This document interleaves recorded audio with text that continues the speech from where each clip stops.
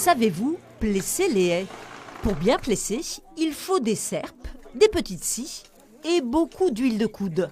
Et on va venir avec un angle assez prononcé quand même au début pour bien rentrer dans le bois. Il faut pas hésiter. Et il ne faut pas être trop dans le sens de l'arbre, sinon on va faire que poncer.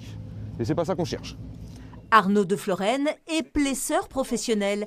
Il apprend l'art de tresser des arbres vivants pour réaliser des clôtures végétales dynamiques. Typiquement le plessage, donc on entaille la base des arbres suffisamment pour pouvoir les plier, pas trop pour qu'ils restent vivants. C'est tout l'intérêt du plessage et c'est aussi toute la difficulté et le geste à acquérir. Ensuite, on va venir maintenir les arbres plus ou moins à l'horizontale. Moi, ce que j'apprends là aujourd'hui, c'est à tresser les arbres autour de piquets morts pour assurer la structure de la haie. Le temps en fait que les arbres cicatrisent. Et après, ils vont garder la forme qu'on leur aura donnée.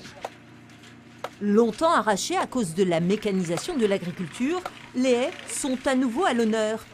En plein hiver, à l'heure où la végétation est au repos, le parc naturel régional des Caps et Marais d'Opale organise ce stage de plessage de haies pour montrer l'intérêt de cette technique en matière de biodiversité, de lutte contre l'érosion et de protection des cultures. J'ai du terrain, je voudrais préserver la biodiversité et je ne suis pas un fan des grillages et autres, donc voilà. Je viens découvrir en fait. C'est pas si évident que ça, l'entaille, l'angle de l'entaille, la profondeur de l'entaille, la tension sur le tronc pour que le bois se fende très proprement. Ben voilà, c'est un geste à apprendre. C'est une technique ancestrale que mes parents ils ont appris quand ils étaient jeunes, mais ils sont oubliés avec le temps, du coup j'aimerais réapprendre. Et voici le résultat d'une haie plessée l'an dernier à partir de branches de saule.